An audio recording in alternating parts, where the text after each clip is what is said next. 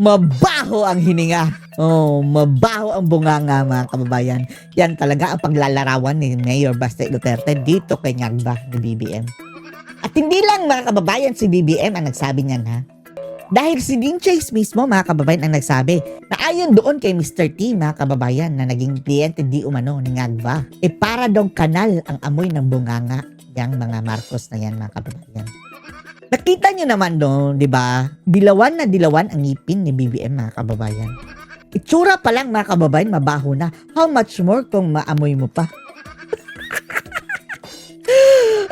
Oh, panoorin nyo po, ha? Ang sinabi niya lang, hindi siya ang mastermind. Si Martin Romualdez, mga kababayan, ha? Di ba nag-deny na siya? Hindi daw siya ang mastermind. And who is higher than Martin Romualdez? Sino susunod? Sino? Sino ba yung pumirma, mga kababayan? Sino paperman ng budget?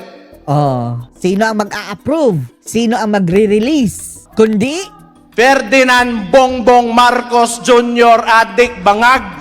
adik bangag. Natumbok mo, Mayor Baste. Sabi ng kapatid niya. Ang sabi ng kapatid niya, oh, si Amy, may sala niyan, mga kababayan, eh. Inamin ni Amy, eh. Oh. Wala na sila kawala dito, mga kababayan. Kapatid niya mismo ang nagsabi. Pero hindi, ako ang ginaingon dire ba? Oh, ang sinasabi ko dito. Ingon gani. Awa, Sabi ko dito. naghan ang adik karon. Oh, dumami ang adik na Dumami yun. ang adik. Dito sa Davao, lagi may huli. Sa ibang lugar, wala. Hinahayaan nila. Oh. Maging dyan sa Davao, mga kababayan, na most dangerous place for drug addicts and drug lords and pushers. Mayroon nang mga nahuhuli. Pero sa ibang lugar, mga kababayan, wala. Hinahayaan lang eh. Ang sabi ni Jonathan Morales, mga kababayan, ha, tingnan nyo sa kanyang vlog. May intel siya galing mismo sa PDEA, mga kababayan, ng dating kasamahan niya. Hindi na daw nagre-raid, mga kababayan, sa mga drug den. Sabi ni Jonathan Morales, ha, yan daw ang bagong direktiba. Dahil ayon kay Jonathan Morales, baka maabutan daw doon, mga kababayan, si Charis. Oh. Kaya wala nang direktibang mag-raid ng mga drug den. Hindi ba wala na tayong nababalitaan, mga kababayan? Yung mga pulis. Kasi pag hinuli mo adik, magagalit si Bongbong. Kasi adik daw siya. Sabi ng kapatid niya. Wow, nagagalit na mahuli ang mga adik dahil adik din, sabi ni Amy. Oh, ano mangyayari ngayon? Wala. Yung mga Bakit ba? pamilya, sira. Oh, tapos, no, ang kawawa dito, mga kababayan, itong mga nabibiktima ng mga adik, lalong-lalo na yung mga bata, mga kababayan, sinasaktan ng mga adik. Nakita niyo yung tomboy? Malamang sa malamang, mga kababayan, nakabatak din yun.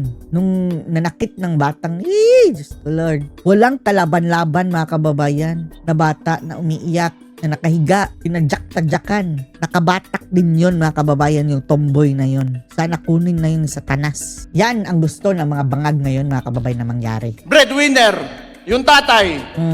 Pag nagsabu yan, wala na, si Raulo, ayaw Si magtrabaho. Raulo na. Bubugbugin yung asawa.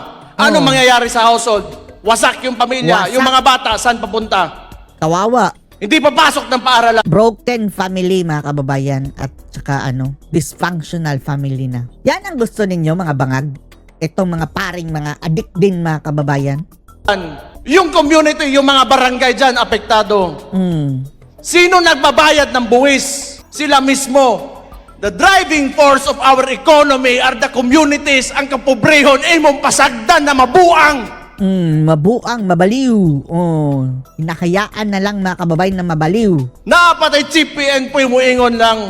Mayroon pa tayong chief PNP na sasabihin lang. Sabihin niya lang, pampahaba lang ng oras sa trabaho. Si Marbil.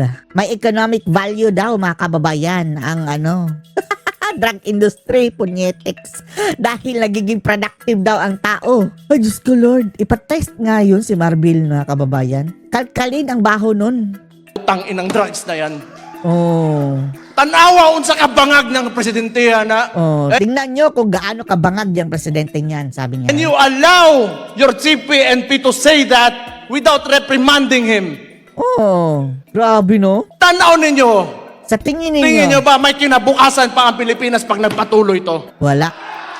dadami ang bangag. Tingnan nyo ngayon mga kababayan, oh. Bagsak lahat. Ekonomiya, tapos si bangag. Ang sabi niya, kaya bumagsak ang ekonomiya dahil sa gyera sa Middle East. Diyos ko Lord. Naghanap pa na masisisi mga kababayan. Lahat sinisi ni Marcos ha, sa problema ng ito. Pati na mga Duterte, sinisi nila mga kababayan. Lalong-lalo sa Clay Castro. Sinisi nila lahat maliban sa kanilang sarili mga kababayan itong mga bangag. Ang kakapal ng mga pagmumukha. Tangtangan yung si Marcos dito. Ay, ako ako'y mapriso. Oh, sabi niya, kung ano na kayo, visit na kayo, tanggalin niyo si Marcos. Wag niyo ako itulak na ano. Ako ang magtatanggal kay Marcos, ako makukulong. Tanan siguro. Tayong lahat. Ala, another na naman yan. Oh, no, ganitong kabalat sibuyas mga kababayan itong mga visit na mga Marcos na to, no? Pero noong panahon ni Tatay Digong mga kababayan, ano pinagsisigaw nila? Patalsikin si Duterte. Oh, sabihin mo yan ngayon, di ba? Inciting to sedition kaagad mga kababayan. Kakapal ng mga pagmumukha. Oh, eto ngayon, another kaso na naman ito kay Baste. Inciting to sedition yan. Tangina ni. Jutang Genovese.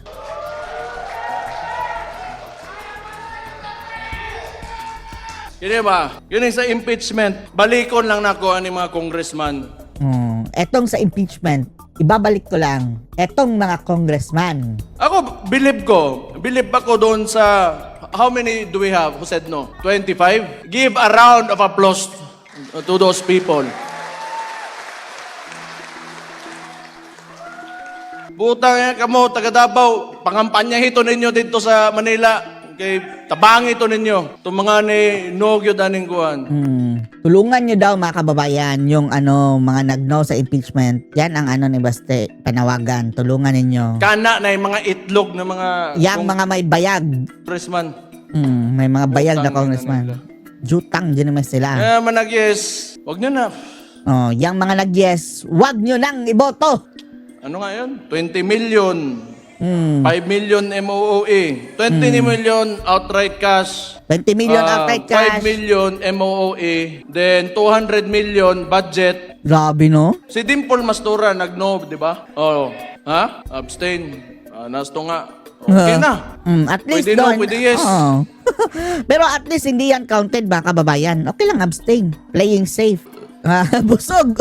200 million budget. Grabe, no? Kakainin ng mga buaya yan, mga kababayang budget na yan. Ay, nako. And, ito pang narinig ko, Constitutional Assembly to extend the term Ayan. No election, mga kababayan. Politicians. That means, including the congressman. So, kung nakinig lang kayo sa akin, before the midterm elections, I already said this in Cebu, I said this everywhere I went. Yung bangag na yan, ayaw bumaba. Yan din ang sabi ni VP Sara, the perpetuation in power. Alam niya, pag kaso, bumaba siya, makukulong siya. Nasa liderato kasi yan lahat. Kayo, mga leader kayo sa lugar nyo. If you allow looting of, public funds, then that is because you allowed it. If you do not allow it and you have eto ngayon, igarapala na kahit ayaw natin mga kababayan Helpless talaga ang mga tao ngayon mga kababayan. Dahil para nangang martial law strict policy against corruption, ang ulo mismo ang bulok mga kababayan. hindi talaga mangyayari yan. Ang problema, sabi nga ni Martin Romualdez, hindi siya ang mastermind. And sino yung leader? Sino yung ulo ng Bangag! Pilipinas ngayon? Si Marcos. I do not know if Martin Si Marcos ang agba. was pertaining to kaning Executive ang sabi niya nag-uumpisa daw sa executive. O sino ba executive mga kababayan? Di ba bangag? at Pero ngayon, nagkakaalaglohan dahil natahimik na Duda nga natin na kunwari lang yon para lang mapacify mga kababayan ang galit ng tao. Dahil kung totoo yung away-away nila, kulong na sana si Tamba. nga bangag, nga way uwaw, ba Bog. Babaho ang bunganga. presidente nato. Ingon siyang igsuon ha. Babaho Sabi ang bunganga. Kapatid niya. Sabi din ni Dean Chase mga kababayan, di ba? Amoy imbornal daw, amoy kanal talaga mga kababayan. O parang amoy patay na ang kanyang bunganga. Ang bahog ba, totoo yan kasi kausap ko yan kasi tinulungan ko yun yung kampanya. Ay, Na makikita nyo naman mga kababayan ang ang kanyang amoy, ang kanyang ang kanyang ngipin. Tingnan nyo yung ngipin. Ang dumi ng ngipin, mga kababayan, parang hindi bilyonaryo. Di ba bilyonaryo na si Marcos? Biglang naging bilyonaryo, mga kababayan. Ang declared pa lang yan, ha? How much more yung undeclared nung hindi pa dinideklara? Naamoy ko, ba, ang tawanan eh. Pero noon, sa totoo lang, naloko rin talaga ako. Akala ko, wala lang, parang walang buot lang talaga to. Akala niya, mga kababayan, wala lang parang bata lang ng walang muwang o na bata. Parang bata lang ba? Mm. Ngayon, bata talaga at adik Adik! pa talaga, sabi ng kapatid niya. Laging may laging may karugtong, ha? Sabi ng kapatid dahil kakasuhan. Kapoy kay si pangaway. Nakakapagod na rin daw minsan, mga kababayan, pang-away. Di, manggod, ganang ingani ba? Kita, daghan mo mong politiko dire, daghan siguro marami tayo mga aspiring politicians dito. Kailangan nyo magsakripisyo. Kailangan mag-sacrifice. Kailangan ninyo buhian ang inyong attachment to material needs. Money and material needs. Attachment to power. Attachment to... kasi hindi talaga aangat yung bansa natin if we go into politics para lang sa sarili natin. Okay lang. O ibigay ng Diyos sa iyo, ihatag sa Ginoo sa imuha, nga musaka kasi mong kinabuhi in whatever way. Maayo, og maayo, og wala, o kirabod. Pero do not ever forget the people around you that voted for you. Kinahanglan, pag ikaw nas politika, di lang ang imong gipampili na mga tao, mga pinili mo lang na mga tao at ikaw yung aangat. Unahin mong angatin yung mga tao. Ang mga tao. Huli ka na Ito, talaga. mga kababayan, ang inangat nila ang mga sarili nila, itong mga buaya Maunang politika. Manerbisyo ka Mo gani Service. ang tawag na public servant. Service. Public servant. Ako, honestly, kapoy naman ko. Kapoy na ko ba? Kung naalay mo, kung naay mo pilde sa ko address Davao, di okay. Bot pasabot, mas maayo na siya nga taon ako. Kay, I do not want to work in government for a president na ganito. Yan ang mga totoong servant, mga kababayan. Hindi sila uhaw sa kapangyarihan. Ito itong mga Duterte, ang mga tao ang gusto sa kanila, mga kababayan Pero kung kanilang gusto talaga ang susundin, mga kababayan, they will choose a peaceful life. Sino ba naman ang may gusto, mga kababayan, ng magulong buhay? Kagaya ng politika ka, araw-araw kang sisiraan, mga kababayan. Kung sino pa yung matino, yun pa ang sinisiraan. Kaso nga lang kapag ang destiny na, mga kababayan, ang magsasabi, wala ka talagang magagawa. Because nothing is happening. The people are suffering more and more, and I do not want to be a part of it. Na complicit ko sa nangyayari sa mga tao ngayon. But fortunately for me, Davaoenos, Davao region are very resilient people. Mabuhay raman ko tag ginamos. Kanang nilungag nga saging. Resilient daw ang mga kababayan taga Mindanao. Dahil kahit bagoong lang at saka saging, pwede na. Yan din, mga kababayan, ang advantage na kung andyan ka sa probinsya, dahil maraming mga prutas at gulay pa, mga kababayan na tumutubo kung saan-saan pwede ka magdakaw. Hindi naman malakaw, hingin mo or magtanim ka, mga kababayan. Hindi ka gaya ng naasa andyan ka sa city dahil wala ka ng pagtamnan, mga kababayan. Okay na. Pero kani mga tao sa mga urbanized sections of the country, medyo lisod Dire natay prutas, natay bugas. Di man permi pod pero May fruits and vegetable daw, mga kababayan, at rice sa mga nayon, probinsya. Una-unaan ninyo. Yan din ang You should advantage. think about it. We have to do more. We have to do more. We have to push harder. We cannot allow this administration to go beyond 2028. Oo nga. Tama na, Marcos. Grabe ka naman. Nagpakabusog ka na ng ilang taon. Maawa ka sa Pilipino. Bangag. Ganito yung structure nila So ngayon, they are supporting the left, the extreme left, mga makabayan, the NPA, because, and probably, coming from Yan din mga kababayan, hindi magagalit ang mga sundalo niyan. Kalaban ninyo, sinusuportahan ng mga bangag. the statement of Marbil that drugs is only to extend the Diyos ko, Lord. work hours Economic. of people. Economic ano daw. That's value. why they are lenient on these groups and individuals because yun lang ang allies nila. I am saddened because Samantala, dito tayo mga kababayan ha. Itong grupo, grupo na naman ni Bangag mga kababayan. Grupo ni Bangag itong concern. Ni Atty. Topacio. yung mga major players po rito sa kaguluhan sa ating bansa, ay personally yung iba kilala ko. Umpisahan na natin kay Ombudsman Boying Remulla. High school pa po ako. Kilala ko na yan. Lakas magsigarilyo niyan eh. Kasi ang Klaro naman sa mga kababayan, sa labi pa lang. tatay ko, board member ng Cavite Province, nung gobernador ang ama niya, si Johnny Remulla. Johnny Remulla, Diyos ko. Bakit nabuhay pa yan, mga kababayan?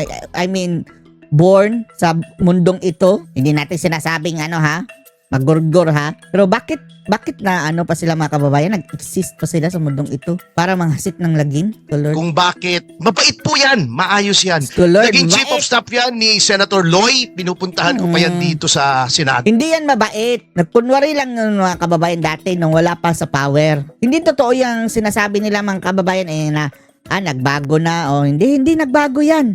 Yan ang totoong mga ugali nila. Lumabas mga kababayan ang totoong ugali nung magka-power na. Do, siya pa mismong gumagawa ng kape ko. Ganyan kabait yan, ganyan ka-grounded yan. No Wala. pun intended kasi kape, grounded eh. Ground coffee. Yun ang, ganyan ka-grounded yan. Nakasama ko pa kay Erap noon, Ikaw nung asik talaga? ako sa DILG, siya ay nasa PMS. Mabait yan eh. Kung bakit Ganyan nung ka nagkaroon grounded ng national Ang coffee, grounded coffee. biglang lumaki ang ulo. Biglang lumaki ang ulo. Ang hudas. Si Terry Ridon, kilala ko yan. Lagi kong kakwentuhan yan sa Shangri-La. Nagkakapi kami yan. Ang Lumaki problema din. naman kay Terry Ridon, hindi lang lumaki ulo, lumaki pa ang muka. Parang Parang si Cookie. Oo. Saka ilong. Pati Oo. pati ilong. Napagkamalan pang mga kababayan, kuweba ng langlangaw ang ilong ni Redon. Si Melvin. Seryoso na. Si Melvin Matibag. Kilala ko yan. Nindot yan eh. Nindot. Maayos, di ba? Diyos Oo, ko, di ba sa Lord. Bisaya, nindot. N ha, N. Nindot yan eh. Hindot. Oo. Hindot. Baka hindot. Pwede sabihin ito, Melvin Matibag, nindot ka eh. Nandito yan sa PDP. Nindot. Hindi ko malaman kung bakit grabe. At si Pangulong Marcos mismo, Bangag. ako, I'm not ashamed to admit, loyalista ako. I've always maintained na mali yung ginawang pagpapatalsik kay Pangulong Marcos. Palit sa akin o hindi. I've always believed that he was one of our best presidents, including his faults. Kung may faults, ay kasama yun eh. Pero at ako nanindigan, naniwala na kapag bumalik ang mga Marcos in the person of Marcos Jr., he will try to redeem the family Paano ngayon? Naridin ba? Sinira lalo mga kababayan, di ba? name. Because siguro wala pang isa sa 1 bilyon sa mundo ang nabibigyan ng ganong pagkakataon na disgrace yung iyong ama, binigyan ka ng pagkakataon na ibangon, na ipatunayan na ang Marcos hindi ganito, hindi ganon. Anong ginawa niya? Pinatunayan na niya na not only parang sinabi niya na in 3 years, yung sinasabi nila yung aming dinideny ng mga loyalista ng 40 years ay hindi totoo. Totoo pala. Oo. At pinatunayan niya na there can be someone even worse than Noynoy Aquino, and that is he. Mas malala pa kay Panot mga kababayan, no? Grabe, no? Worse than Pinoy. Nagmukhang angel si Pinoy mga kababayan, itabi kay Bangag. Pala. So doon po kami nang hihinayang ako on a personal basis. Tapos ang nakakainis lang ngayon mga kababayan, eto mga loyalista ni Panot mga kababayan ngayon, puring-puri sa Bangag mga kababayan na kalaban ng kanilang pamilya na ha? Kalaban niya ni Pinoy ha? Kutusan kayo ni Pinoy niyan. Baka multuhin kayo. Kasama po yan. Mabait yan eh. Kumpare ko pa yan eh. Doon sa kasal ni MJ Marfori, nagkikwentuhan kami. Hindi ko alam kung bakit, why, at tama yung sinasabi nila na power corrupts and absolute power corrupts absolutely. So, Wow. Diyan po ako Absolute power corrupts absolutely. lungkot. Salamat po. Yung nagsasabing bakit daw ginagawang refuge yung lehislatura ay ang pinakamalaking ipokrito sa balat ng lupa. Aside from Trillanes na nagtago roon, noong 2006 kung magugunitan nyo, si Teddy Casino, may warrant of arrest. Doon nagtago sa loob ng House of Representatives. Si Teddy 2006, Casino. Google nyo kung hindi ako tama. Dan Fernandez Oh, nyo. so, para sabihin nilang hindi hindi dapat gawin. For nearly 3 weeks, 5 members of Congress have taken sanctuary in their office building. They attend official meetings by day, at night they sleep in the same room. Yan ang nakalagay dito. Lisa Masa, si Teddy Casino, yan. Nagtago, no? Yan din ang mangyayari sa mga kababayan kapag si Sara na. Buti nga sa kanila. Virador, sabi pa, doon daw sila naglalaban ng kanilang mga karsonsilyo at mga underwear. Ito nandito! Yeah. Hindi ako nagbibiro. Ayan sabi niya, Representative Lisa Masa, the only woman in the group, gets the couch. Late at night, they pad through the corridors wearing their sleeping attire. They wash their Sleeping clothes in a attire. bathroom sink and hang them at night outside their offices. Ginawa pang sampayan yung corridor ng house. Wag ko sasabihin nila bakit nagtatago. At least si Bato hindi nagsampa ng brief niya doon sa corridor ng Senado. Sila Ginawa pala ni Teddy Casino yan. Sama-sama pa sila. Lisa Masa. Si Lisa Masa, si Teddy Casino, si Virador. Nakakatakot kasama yun. Si Lisa Masa, bagong apelyido ng kasama mo. Virador. May ton. So you mean to say, attorney, hawak nila ang brief? Ay, sorry. Anymore? Anyone? Baka gusto nyong sagutin din yung tinanong ko. Tama bang gawing lugar ng protected custody ang Senado? Tapos na kasi masyadong umiinit talaga to si Attorney Topacio. May mga pahabol mo. Mapapahamak ang ating programa. Pero kami naman ay ready all the time. May limitasyon ba ang kapangyarihan ng Senado pagdating po sa pagprotekta sa sariling miyembro? Attorney Bondoc, please. Siyempre, meron pong limitasyon yan. Unang-una, it is an informal rule, no? It's not a law, it is a tradition and based on certain human precepts, kumbaga, no? And of course, it is based on the interdependence but the independence of co-equal branches. Pero may limitasyon yan. Meron naman pong sigurong dadating na point na malinaw na, pinakita na yung veracity of the charges, dinaanan na po lahat ng proseso to effect the warrant. At kapag nagkaroon pa rin sila ng obstinate refusal to turn over someone, hindi na po custody yun. Harboring na po yun. No? That said, the key element here, my dear friends, is time. No? Time is of the essence. There has to be reasonable time given to any accused, no? Na alamin, suriin ang mga charges against him bago siya bastang sumuko, no? Kasi po nga, lalo na in the particularities of this case, foreign yung warrant. Ang daming kailangang basahin, alamin, applicable laws. Hindi pwedeng gawing ura-urada dahil nga ang lagi nating sinasabi, baka ma-Duterte. Baka po ma-Duterte, and that is the evil we are seeking to avoid. And if I may add, no, that question would always arise because of the provision of the Constitution, Article 6, Section 11. Kasi nga, pag beyond 6 years yung penalty, supposedly, hindi na immune from arrest yung senators. But that provision can be applied insofar as local cases are concerned. Wala pa pong instance ngayon pa lang na yung foreign warrant of arrest ang basihanan at yung ICC. In the first place, we question the jurisdiction of the ICC just because there was already an appeals chamber decision affirming by a 2-1 vote. No? Meron din nag-side sa amin doon. 2-1 vote na meron silang jurisdiction. That will not bind the Supreme Court because the Supreme Court is supreme within the Philippine territory. It can decide and determine judicially by its own determination as to whether or not that section will likewise apply. Kasi nga, yung proviso na yun, klarong-klaro po na yung immunity would only refer to local cases, local warrants of arrest. It does not apply to foreign warrants of arrest. So the Senate, since it is questioning, at least the majority thereof, is questioning jurisdiction of the ICC or granting for the sake of argument that it has conceded, but which I think it has not, no? Since wala pong local warrant of arrest or at least affirm or confirm warrant of arrest dito, then it has the right to protect its members. Why?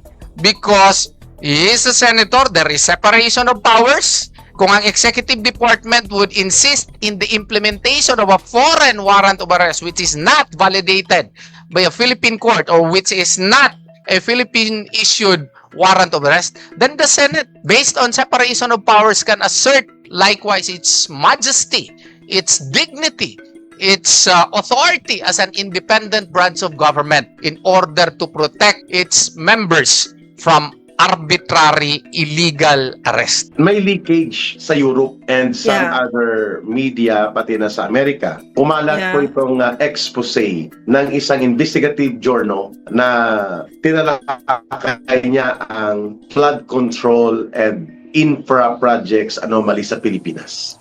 At the center of that, sabi niya yung $25 billion na worth na mga proyektong ito amounting to more than 1.5 trillion pesos. Kung i-convert sa atin, ang pasimuno ay ang presidente, si Marcos Jr. At binuo niya ito bago pa sumabog ang iskandalo. Noong panahon, na bit-bit niya ang mga tao niya. Isang binanggit doon, ma'am, sa report, itong Undersecretary Jojo Cades na nagsisilbi, sabi mo kanina, bata-bata yan ni Boying sa DOJ, di ba? Sa Eric, tinanong mo ako, oh ma'am, pero talagang tao yan ni Marcos. Kasi estudyante pa lang ito, hawak na niya. So ginagamit niya ito na runner-operator.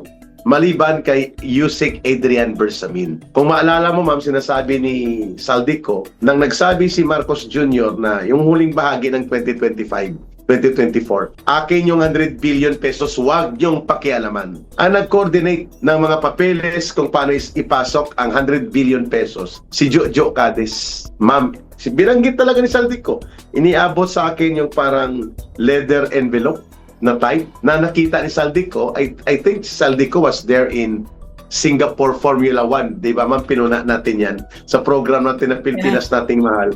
Hindi ka Kaya man lang kinegi pwede yung ba program maging natin. discreet? Kaya Hindi ka man lang kinegi ba program pwedeng- natin, di ba?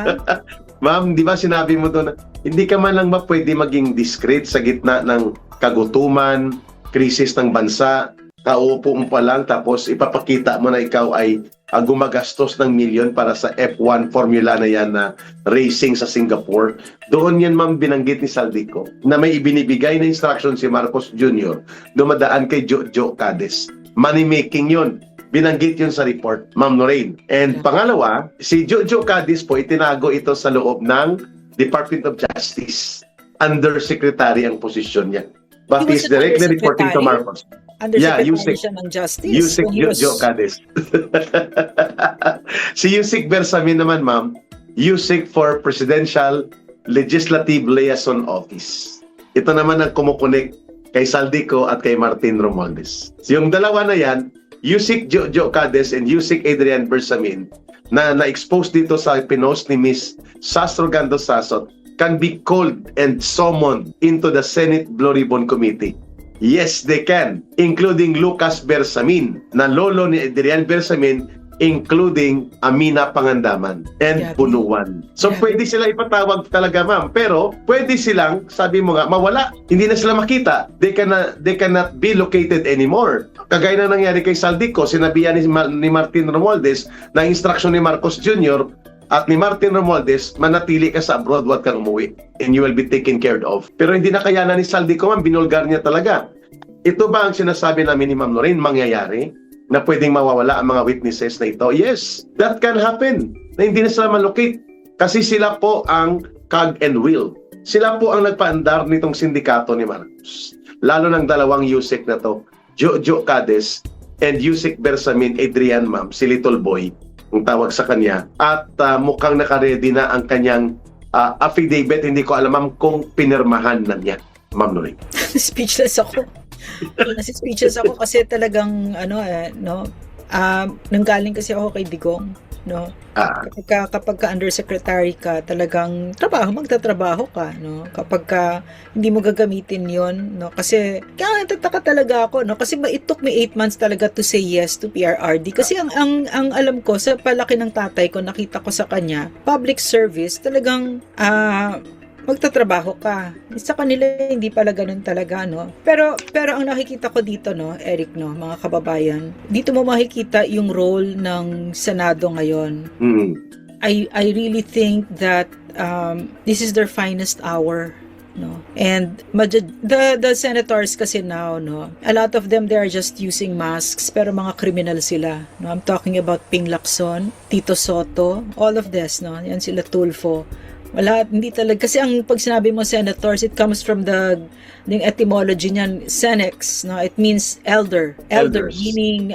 meaning, alam, may wisdom ka na, matanda ka na, malapit ka na mamatay, so hindi ka na materyoso, no? Hindi ka na attached sa maleta, at ang ginagawa mo na ngayon bilang senex, bilang senador, ay para sa future generations, kasi paalis ka na di ba? mhm. And yet we don't see it with this rotten bastards, di ba? I see it in Senator Marcoleta. I see it in Alan Cayetano. They really are senators, di ba? Sina Bongo, si Yeah. Robin Padilla. Robin Padilla, yeah. Yeah, because di ba yung pinag-uusapan natin yung mga UP crowd na they look down on Robin, di ba? Mhm. It's funny nga kasi the other night nag-dinner out kami ng aking anak, no? And then we saw his friends from UP, and then they were saying, nako, so much bad news because Robin Padilla will become mga taga UP ito, he'll become the chair for the education committee. And then papakawalan. And then I'm thinking talaga, these people, no, ganyan talaga yung palaki sa UP, no? Talagang pinapapaniwala sa iyo na ikaw ang pinakamatalino. So Robin Padilla, ang pinaka-driving force niya is his passion for sovereignty, 'di ba? Yes. And he's really So okay, nawala na ako. I'm just talking about the role of Senate.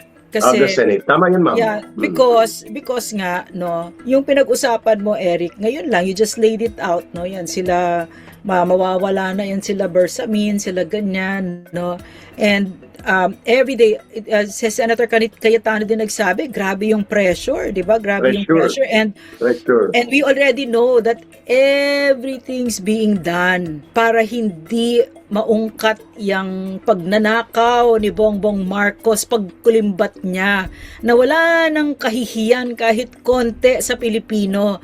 Lahat, Tama. sila Matibag, lahat, no? Lahat talaga.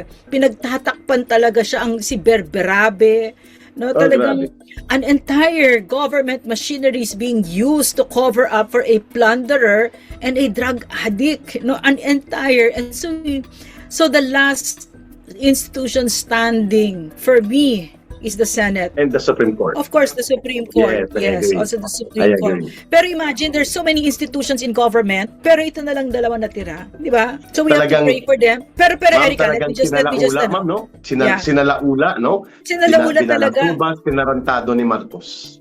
Yes, at saka in service of him, 'di ba? For his ambitions to cover up his crimes against the Filipino people, and not just that, so that he can continue stealing from us. Correct. Marami siyang inuutang bilyon, nakakakuha siya ng loans sa World Bank. Billions, no? Tingin ninyo pupunta yun sa Pilipino? Hindi. Magnanakaw si Bongbong Marcos, no? So, itong buong organisasyon, no? Narinig ko kasi sabi ng isang sundalo, malalampasan natin ito, ma'am. Sabi ko, talaga? Pero luray-luray na tayo noon. Marami nang namatay na mga bata noon dahil walang bakuna, dahil nagugutom, yung mga anak natin na nare-recruit, patay-patay, Yeah. left and right, 'di ba? Oo, malalampasan natin, 'di ba? Pero anong itsura na natin noon? Kasi hindi kayo gumagalaw, 'di ba? So Tama. it's called comfort, 'di ba? Maybe it helps you sleep better at night to say something like that, and it makes you feel noble, 'di ba? But let me tell you what I think, no? I really think that the most guilty here is the one who can stop this hemorrhage of our country, and he's not doing it. No, he's not doing I it. agree. So, I agree. Tama ka dyan, Ma'am Lorraine. At kami ay affirmative pa rin po ang perspective namin ni Ma'am Noreen. Ahadlangan Manila ang mga testimonya sa Senado, sa Senate Blue Ribbon Committee, sasabotahin ng mga special agents ni Marcos na mga senador ang paglulunsad ng investigasyon, but they cannot prevent the truth forever to come out because alam na po ng taong bayan kung anong Alam totoo. na ng taong bayan, Marcos. Alam na. Hindi na mabawi yan, Ma'am Noreen. Hindi At na. sa tingin ko nga, Ma'am, the real test of the Senate majority and new leadership right now is not so much on the impeachment against Sara Duterte. Kasi alam natin, wala namang base yun eh. Walang value yung impeachment na iniapag sa kanila mula sa binaluktot at tinarantado na proses sa House of Representatives, but the Senate must act on its constitutional mandate. They have to convene as an impeachment court. They have to put up the trial without any legal impediments that can be only instituted once the Supreme Court will rule. Pero sinabi ng aming guest dito ni Ma'am Noreen na nung karaan, si Attorney Harry Roque, that maybe the Supreme Court will defer. Hindi mo na siya mag-decide. Hahayaan niya ang Senado na gumawa ng kanyang constitutional duty, bagamat nakikita na ng Supreme Court ang kabulastugan, yung pangbabaluktot sa Bank Secrecy Law, paglabag sa Anti-Money Laundering Act, Data Protection Privacy Act, constitutional provision on due process, panunuhol at kagaguhan sa loob ng Committee on Injustice na nagkaroon ng fishing expedition at lahat na lang ng kabastusan sa proseso ng batas, ginawa nila. Alam ng Supreme Court yan, but let it be a process to be decided by the constitutional mandate and duty of the Senate. Pero para sa akin, makakatayo po si Sara Duterte doon eh. She will survive and she will become victorious. Kahit ano pang gawin nila. Pero ang pinakamabigat ngayon na challenge sa Senado, sa panibagong majority, Ma'am Lorena, panibagong liderato nila, is how to stand the ground na hindi mapipigilan ang pagsambulat ng buong katotohanan ng mga testimonya at mga pagbubunyag sa Senate Blue Ribbon Committee. Kakayanin ba nila o hindi? Mas yun ang mabigat, Ma'am. Tsaka alam mo, Eric, no, makikita mo yung the lengths that Marcos will go to para pagtakpan yung sarili niya, 'di ba? Yung atake sa Senado, grabe. Pero ang sinabi ni Claire Castro is the alter ego of Bongbong Marcos, 'di ba? He therefore denies through Claire Castro that there was an attack on Senate. Can you imagine that, no? Ganun yung insulto sa atin. Tapos ngayon sinasang-ayunan ito nila Rizzo Ontiveros. Nila Tulfo. Niya. Nila Tulfo. Staged pa daw, 'di ba? So, ang sabi mo mga ma'am, 'di ba, parang all that they can do right now is damage control dito sa kabulastugan na ginawa ni Marcos. Because no less than the presidential sister ang nagsabi, kausap niya ang mga NBI agents. The order came from Malacanang. So it cannot be from Ralph Recto. It can only be from Marcos. Sapagkat kung si Ralph Recto, edi dapat sinipa na siya ni Marcos. Ba't ka nagpa-deploy doon? Why Marcos is not taking solid and concrete decisive action to discipline, matibag, and to kick out Trillanes out of the loop of these illegal operations na umatake sa Senado, muntik ng dukutin at damputin sa loob ng Senado si Senator Bato de la Rosa sa isang bugus at questionably na isisiwarat na ito. Why is Marcos making it appear na wala siyang pakialam o hindi niya dinidisiplina itong NBI director na inilagay niya dyan bilang attack bulldog ngayon at itong si Trillanes na pakialamerong impostor na sheriff ng ICC? Because the order came from it. Actually, they are bumbling idiots. Parang hindi sila umuupo at mag-usap tayo. Kasi isa sinasabi, walang NBI, tapos sinabi ni Marcos, pinastop niya yung NBI, so may NBI, diba? Pagkatapos yung isa sabi naman, walang warrant of arrest, yung isa naman sabi may warrant of arrest. Parang, they really are bumbling idiots. They're amateurs, no? Ang layo. I mean, it's like giving a high-powered firearm to a 5-year-old. These people, Correct. all of parang they don't know how to handle power really well. And mga bumbling idiots. Ang bababaw, mag-isip talaga na napakasyashalo. Biro mo, wala daw NBI. Parang tanga. Tapos sabi naman ni John Vic ngayon, sa GSIS, ang binabantayan doon yung mga painting. Di ba? Yung artwork. Di ba? Putang ina. Tangina talaga, Ma'am Lorraine. Yan Tama ka lang dyan. talaga masasabi mo. Alam mo, nag-promise talaga ako sa sarili ko at bawas-bawasan ko yung pagmumura. Sabi din ng husband ko. Pero putang ina, yun lang talaga yung word na pwede, di ba? Tang ina. And they deserve that. Yeah, Deserve nila yan ang really, murahin. really.